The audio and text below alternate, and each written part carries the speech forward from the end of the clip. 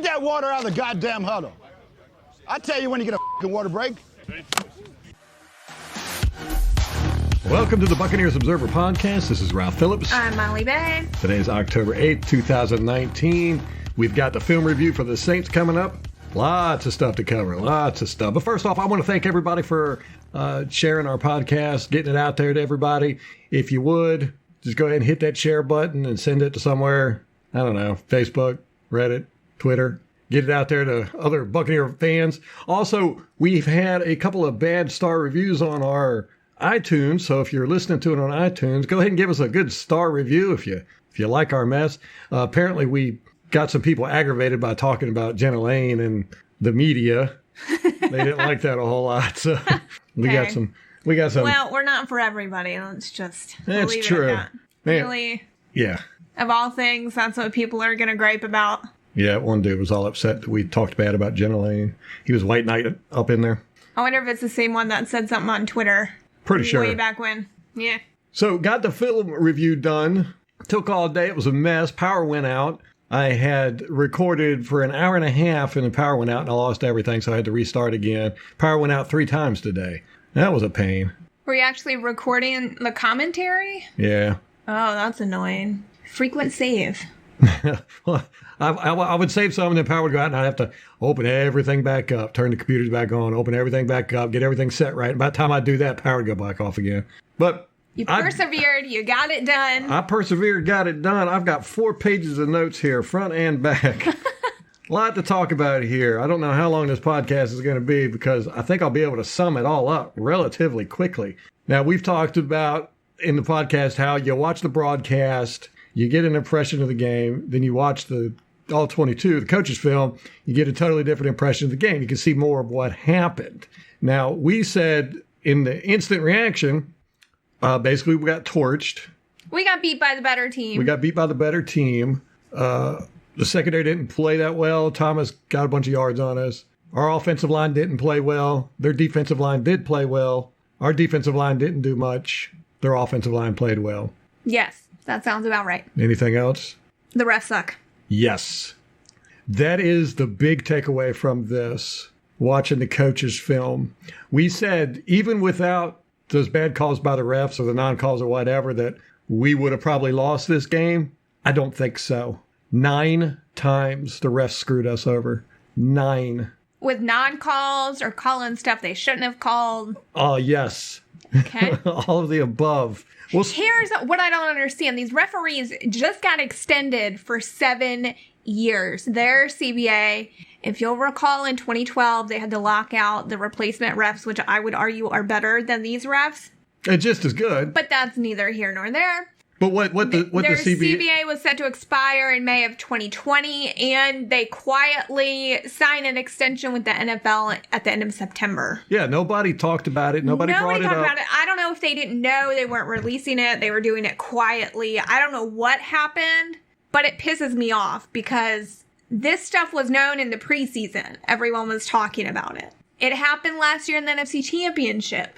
That's really when they started talking about it. So why they thought that was a good time to extend these idiots, I don't know.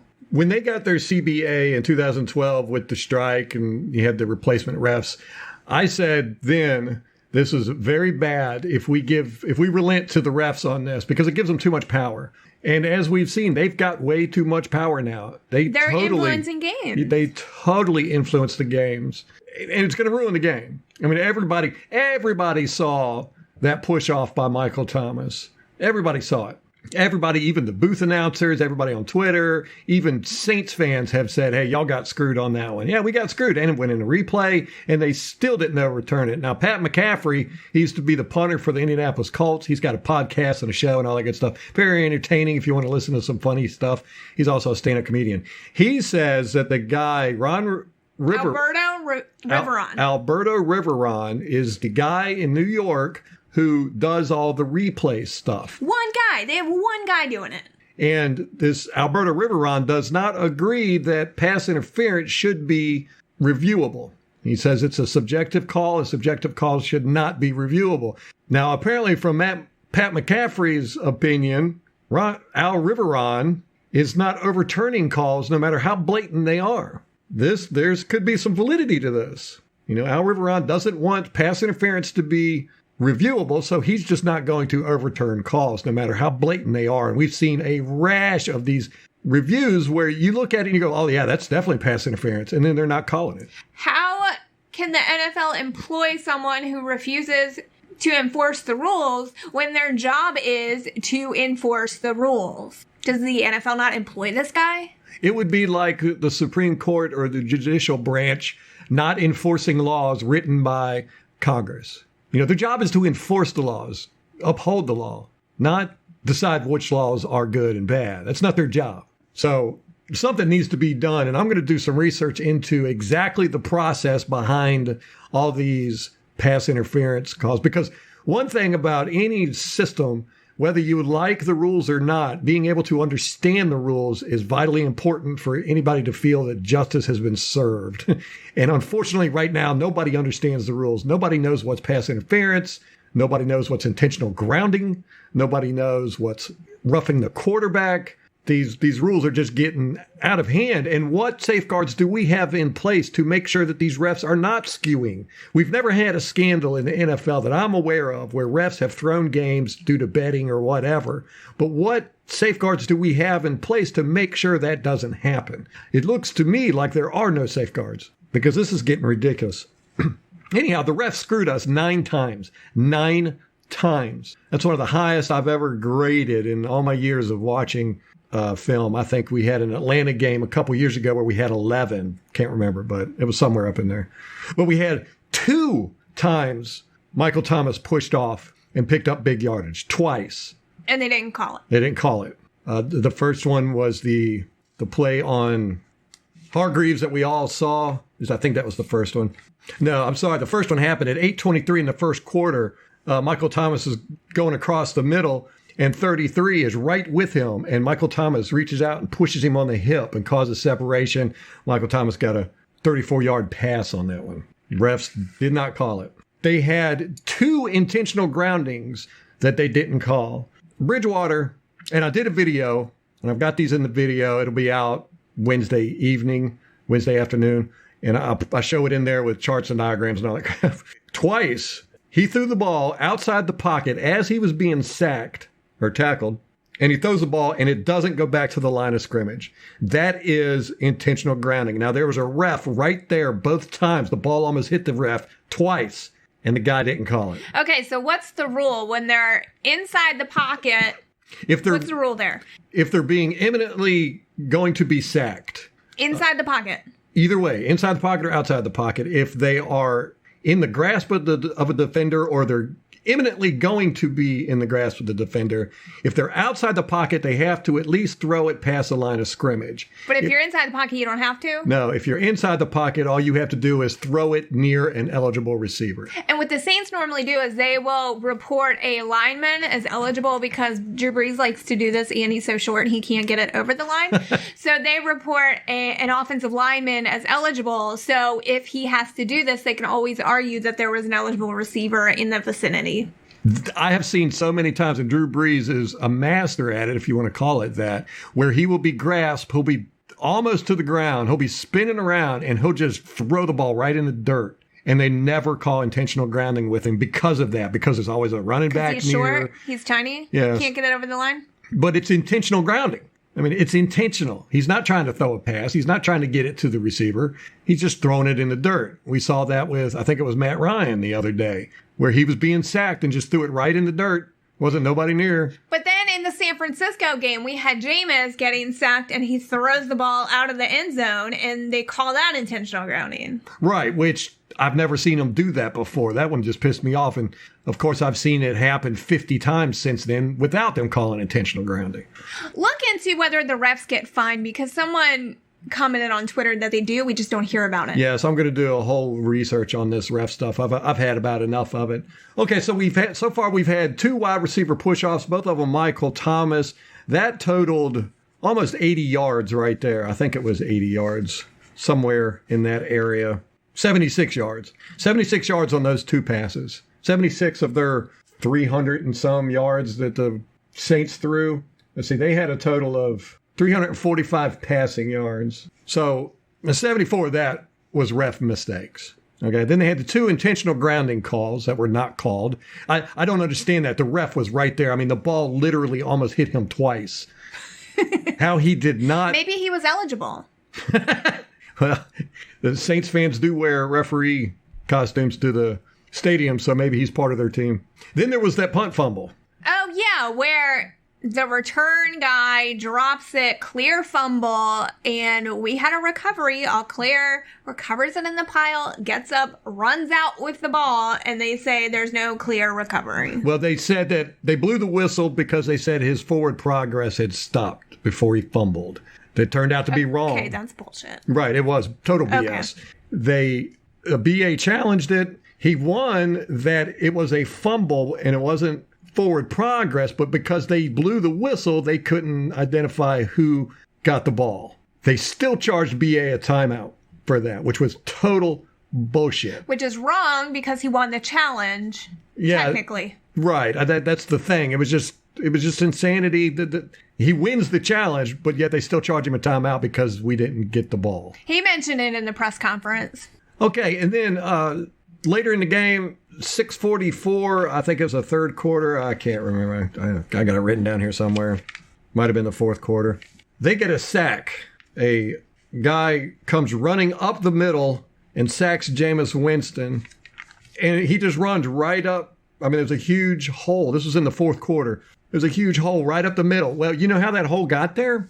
93 grabs hold of Jensen and pulls him. Pulls him. You can't do that? No. As a defender? No, you cannot. He grabbed So what's the penalty? Is it a holding? It should have been holding. But I thought that you can hold within 5 yards of the line of scrimmage. No, not at all. You're thinking of blocking the back. No. No, you can't. Defensive holding. No. I thought you only call it if it's after 5 yards. But you're thinking of the wide receivers when they're bumping. No, this is on the line. 93. Like a holding call on an offensive lineman. Right. It's a holding call on the defensive lineman. It would have been a 5-yard penalty and automatic first down. But instead, it was a sack. I have never considered that that's the call on defensive holding. That it's like a lineman hold. We had one last week. Really? Yeah. I guess I always assume when they call holding on the defense, it's pass coverage. Yeah, I want to say it was against Nacho last week. They called him for holding on the defensive line. I've been watching football 10 years. And doing a podcast for 119 episodes. We're not qualified for this. So we can run our mouths as good as the next person. This is true. This is very true. So 93 grabs hold of Jensen and yanks him, pulls him out of the way, creating a huge open space. I think it was 53, runs straight up the middle and sacks Jameis Winston. And of course, Jensen turns around and he's just livid with the refs. He was like, hey, man, that guy just grabbed me and pulled me. Of course, the refs didn't see it. How they couldn't see it, I don't know, because I saw it instantly. When the ball snaps, they close their eyes. Only thing I can think of. I'm a blink through this whole play. Then there was the Carlton Davis ejection. That one infuriated me. Yes, that makes no sense. And again, there's no standard for how they do these things. Now, yes, it should have been a penalty based on modern rules, but an ejection? No. Yeah, I don't understand the parameters for the ejection, and it doesn't really seem like there are any. And they didn't explain it at all. They didn't explain it at all. They just said he's ejected. Get him out of here. And he was a big part of our game plan. He's the best cornerback we have in coverage, and they removed that, and we had to put Bunting in his place, a rookie. It hurt us quite badly. Then, and this is one I just don't understand at all. Again, I mean, this is basic refereeing 101. Twice, number 67, Larry Warford for the New Orleans Saints, false started, and they never called it. How do you false start and not get called on the offensive line? That's a weird one because a defensive lineman can do an offsides, but if they get back, they're fine. But the offensive linemen, they don't get that grace period. You can't move. Exactly. This guy moved quite extensively, twice. No call. And one of them, I think it was Carl Nassib, was complaining to the refs again. He was like, what are you doing? He was even doing the false start motion with his hands. And no call. We had that last week where Carl Nassib got called for encroachment when actually it was the right guard that false started. So that was 9 times the refs screwed us over right there. That's a lot. And those are big, big plays. So I'm going to say that if the refs didn't screw us over those 9 times, we would have been in this game. No doubt about it. No doubt about it. Especially the turnover, keeping Carlton Davis in, removing those 2 push-off penalties by Michael Thomas for 74 yards, the false starts that should have been called, Jensen holding should have been called. I mean, that turned into a sack. That would have went from a negative 9 yards to a positive 5 yards and a first down. And we just got hosed by these refs. Now, I'm not saying the refs were the only problem in the game. We did have problems. We gave up 345 yards, 4 touchdowns to Teddy Bridgewater. I don't mind the yardage so much. The touchdowns, that's what hurts you. Yeah. The actual point. Right. If they would have had 345 yards and no touchdowns, that would have been awesome. Right. Like the Rams. Exactly. Now, everybody's been complaining about the secondary. Just saying we just gave up way too many yardage. These guys couldn't cover anybody. Michael Thompson was open all the time, blah, blah, blah. And I've been a defender of the secondary. You know, I'm saying, no, these guys are playing good. The problem is our linebackers. Guess what? What? The problem was our linebackers, not our secondary. Oh. Yes. The linebackers gave up 125 yards on 11 passing plays. Ooh, ouch. Of the top 10 plays by yardage for the Saints, 9 of them were passing plays. 1 of them was a run play. Now, the top 2 were the ref mistakes where they didn't call the pushing off. The next 2 was Kevin Minter. He is a liability in coverage. We've been talking about that since game 3. Yes, he's a liability in coverage, especially with the Saints, apparently. He had 4 of the top 10 longest yards play for the Saints. He gave up. Ouch. Yes. And then you add in the 2 ref mistakes. That's 6 of the top 10 had nothing to do with our cornerbacks or our secondary. Now, I'm not saying that the linebackers were the total problem, but they were the bigger problem. The cornerbacks gave up 144 yards on 23 passing plays. Hargreaves allowed 3 catches for 40 yards. Now, that's minus the one by the ref. Hargreaves had a couple of screwed up plays, but everybody's going to have screwed up plays. Generally, I thought he played well. I think our secondary did play well. There was an issue with communication. There were some busted coverages, and there was a couple of plays where New Orleans just did the right play. You know, we would fall back in zone, and they would get somebody right on the seam or right in between the zones, exactly how you're supposed to do it. So, you know, those are you kind of go, you got to hand it to the Saints for that one. Now, Teddy Bridgewater played a great game, besides those 2 intentional groundings that weren't called. He played a great game. I mean, he didn't throw bad passes. He was on point. He made all the right decisions. He saw when receivers were open. He's a solid quarterback. Yeah, he's a very solid quarterback. Winston, he didn't play that great. I mean, he was about average, I guess. I think the important distinction there is that he didn't screw it up for us. He didn't lose us the game. No, he didn't. He did. We've got a low bar here. No, I would say with this, the refs lost us the game. I'm going to stand by that. I mean, 9 penalties that should have been called or were called and shouldn't have been, whatever. 9 ref interferences or non-interferences that cost us the game. And then right behind that, I would put the linebackers, Minter in particular. But David had a few screw-ups, too. Is Devin White any better in coverage? I don't know. I don't think so. There's a very small sample with him. I don't think that he's caught up to the speed of the game yet. No, I'm not really excited about seeing him back in yet either. So, but then again, with Minter's coverage abilities, Devin White might not be any better. Who knows? Or any worse. Jameis did get happy feet a few times. He threw some bad passes. Both of the passes he threw, the out routes to Scotty Miller, were both bad passes. I think it's because Scotty Miller's so short. They were both about a foot over Scotty Miller. Oh, no. I wonder if it's just he's too fast, Scotty. He's too short. Not for those out routes. I don't know why we had him doing out routes. It's just silly. He's a guy that needs to blaze down the field. The Saints played very well in the secondary. They stuck to our guys like glue. We had very few open receivers. And they played with a lot of energy, man. The Saints team, both defense and offense, special teams, they played with a lot of energy. We looked flat. I mean, we looked like we didn't want to be there, like we were tired. And, it could be possible with all the traveling we're doing, but we just had no gumption. Even when we would make a play, you wouldn't see guys jumping up and down, celebrating. There was one where Godwin scored a touchdown. It was in the fourth quarter. I think it was the last touchdown we scored.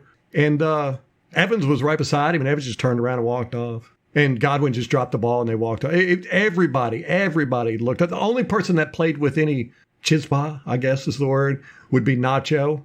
And Whitehead was still playing, he was shooting in like a missile and everything, but he wasn't jumping up and down and excited like he was. Yeah, everybody was flat. Speaking of Whitehead, I was reading a Joe Bucks fan article today, and one of the fans in the comments said that Jordan Whitehead really needs to step it up. That's ridiculous. I know. It was one of those moments where you wish there's a reply button. Well, you get a loss like this, and everybody's going to blame their favorite target. Yeah, and I've said this to you before. The fan base gets really angry, and I think it's a dude thing. That's how y'all process emotions. Yeah, we get mad at people. Whereas us ladies, we like to eat our feelings and drink a little wine, eat some chocolate. And talk it over. Talk it out.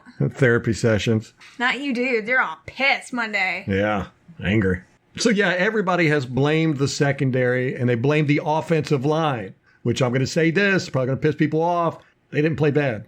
I tweeted that on Monday. Did you? I did. Oh, good. Yeah. Well, Donovan Smith played great. He played great. Well, and the thing about the broadcast, which you've talked about before, you can't see the secondary. So, yes, Jameis got sacked 6 times, but we don't know whether it was because the receivers weren't open and he had to hold the ball or... I'm going to tell you. Okay. We're going to go through all 6 sacks. Let's do this. Okay. 4 of them were the O-line's fault. Oh, well, that doesn't help our case any.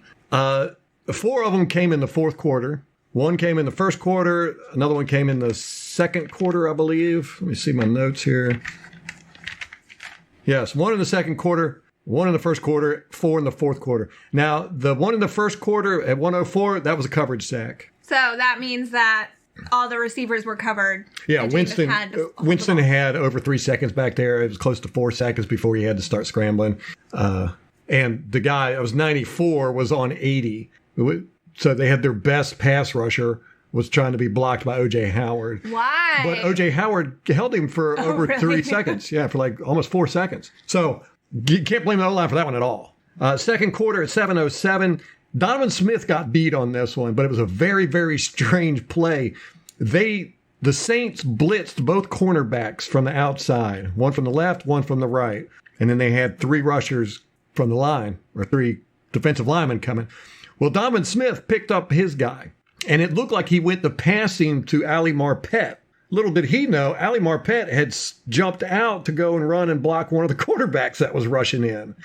So Donovan Smith, it looked like he went to pass him, and then when he realized Marpet wasn't there, he just kept pushing him, but the guy was able to get around. I really wouldn't say it was Donovan Smith's fault.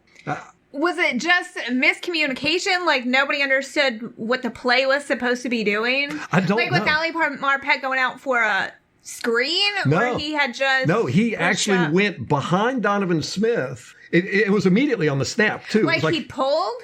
Yeah, it was like he pulled, but just around Donovan Smith. And he ran and caught the cornerback that was coming in. The other cornerback was blocked by the running back. So we had the blitz covered, but unfortunately Donovan Smith pushed his guy over to the side like he thought Marpet was going to be there, and then you could see him go, oh crap, Marpet's not there, and he ended up pushing the guy further, but the guy kind of got around him and pressured Jameis Winston, and Jameis Winston scrambled and ended up getting sacked.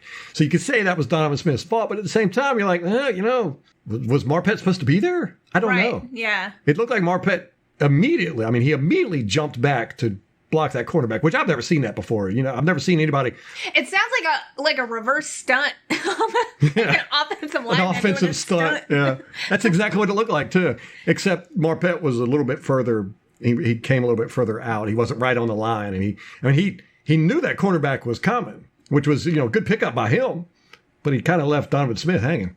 And it's a shame on that one, too, because Scotty Miller was open for a touchdown. Dang it. Yeah, he was blazing down the field, and he was wide open for a touchdown. But it was strange on that play because Marpet, it looked like he knew the blitz was coming because, he immediately stepped out and behind Donovan Smith to block that cornerback coming in. And it looked like Smith started to go for the cornerback, too. I don't know. It was a very strange play. But the very strange thing about it was if Marpet knew there was a blitz coming, they didn't have no check downs or hot routes on that play. So if they knew there was a blitz coming, why didn't they have a check down or a hot route? Very strange, very strange. Yeah, Winston really didn't have much to do. He had to scramble pretty quickly.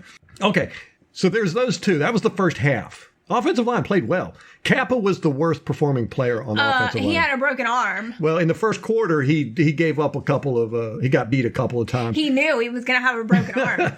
But then when he got his hurt arm, he actually performed a little bit better after that, I thought. It's the adrenaline, probably. Yeah. He broke his arm at 9 minutes into the second quarter. Did you see it when he broke it? No, I didn't. I saw somebody had put a clip on Twitter, and I'd seen it, but I didn't pay attention to it on the All-22.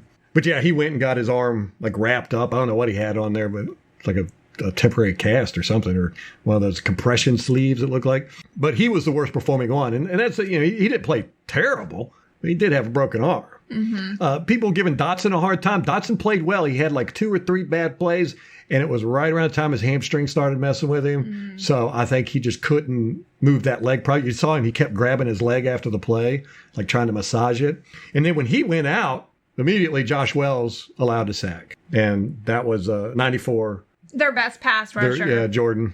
So you you have to go, yeah. Okay, so the fourth quarter, we had 10-31. Dotson gets beat, DeMar Dotson. The Saints blitz 6. Jensen ended up double teaming with Marpet, leaving the middle open, and 2 guys run right up the middle. Ooh. Yeah, so Dotson got beat, and then 2 guys went right up the middle, and Winston had no chance. I mean, they were on top of him in like second and a half. So that was definitely the offensive line there. 7:50 in the fourth quarter. Ali Marpet gets beat by 90, and that sucked because Michael Evans was open down the field. Michael Evans. I feel like that's probably what his mom calls him. Michael. He's Michael to me. Michael. Yeah, he was open down the field, and here's the thing. Winston could have thrown it. Winston had time to throw it. The guy didn't get to him before, and then Winston tucked the ball and ran with it, and he shouldn't have. I mean, he should have just stepped around the guy or whatever. But even before the guy got there, Winston could have thrown it to Mike Evans, who was open down the field. 6:44 in the fourth quarter. Jensen gets held. That's the one where he gets held and pushed aside. So you can't really say that's an O-line sack either. So well, let me rephrase that. We had 3 sacks were O-line sacks. One of them was Josh Wells. I think it was his first snap in the game. Gets beat by their number 1 pass rusher, Cameron Jordan. So yeah, Jensen gets held and pulled aside by 93. And then on that one, Jensen gets pulled out of the way. And 93 comes running up the middle. It wasn't 93 that pulled him. I can't remember who pulled him. It's on the video. 93 comes blazing up the middle, and poor Dare Ogunbowale tries to block him. And this guy's running at full speed, and he had a head start. Dare got blowed up. Yeah, he ended up on his butt, and 93. Were there footprints across him, I wonder? It's like a cartoon, like a Bugs Bunny cartoon. Well, I think his shoes were still sitting there where he got hit. Like smoke coming out of him. He got decleated on that one for sure. He tried, though. Yeah, 93 came barreling in full speed with a head start and just ran right over top of 44. So the O-line played well. Donovan Smith played a great game. He played a great game. He had that one issue there where, and I don't know whose fault that was. But he stayed with his defender the whole time, blocked him the whole time. I mean, Donovan Smith played very well, and it's weird saying that. He's played great all year, and he's playing tough. He's playing mean. He's playing through the whistle. He's not loafing at all. That guy's out there earning his money. So the O-line was not that big of an issue. And to me, it doesn't really bother me that they give up 6 sacks because look at what this pass rush did to Dallas's offensive line last week. 5 sacks on Dak Prescott, and that's probably a top 5 offensive line that the Saints just manhandled. So for our above average offensive line, I don't really have a problem with them performing like that. Actually, I'm surprised that they performed as well as they did.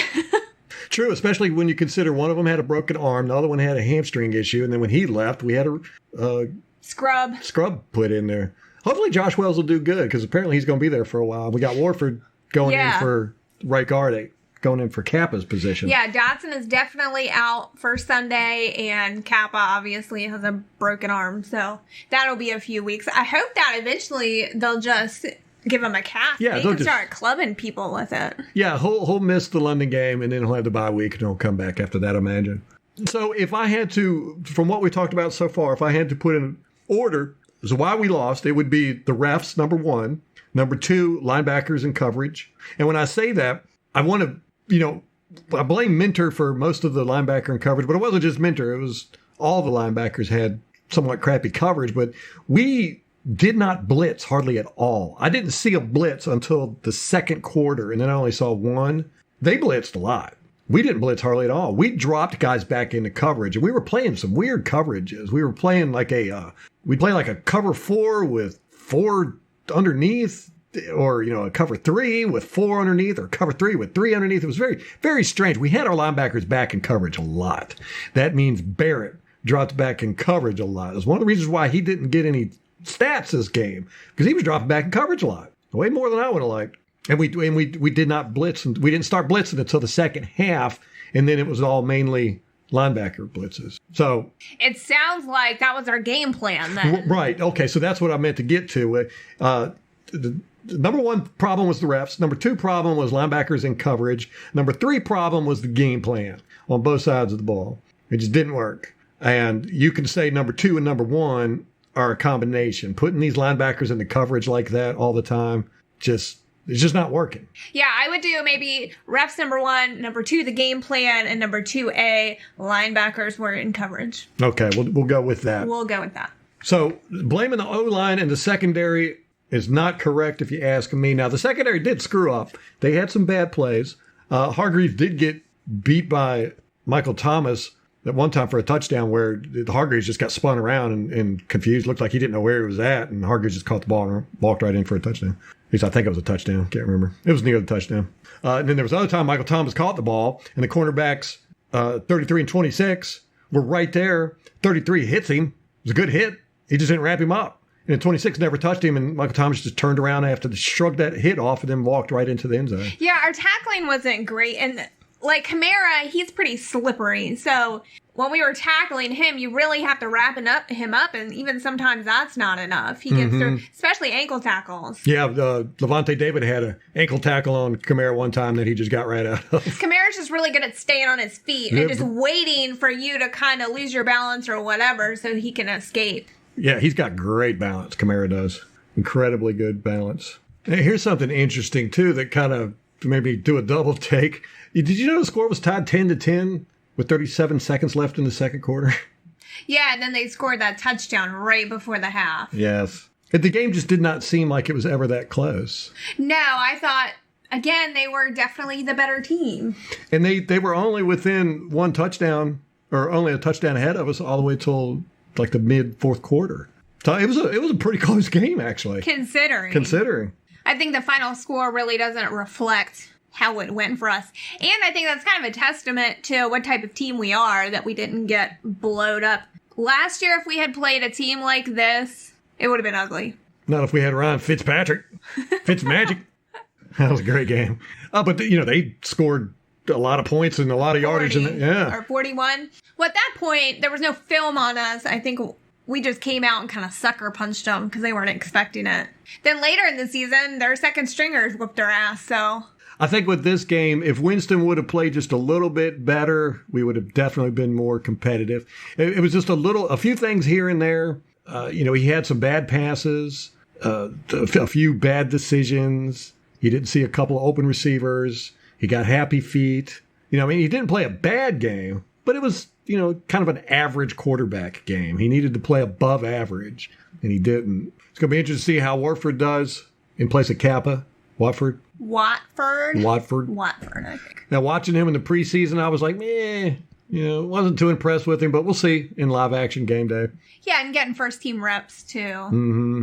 Will he be matching up against your favorite player? Oh, gosh, yeah, that's right. Going up against Gerald McCoy. Ugh. Yeah, he'll be all right. Yeah, I think so, too. Ryan Jensen's going to beat up on Gerald McCoy some more.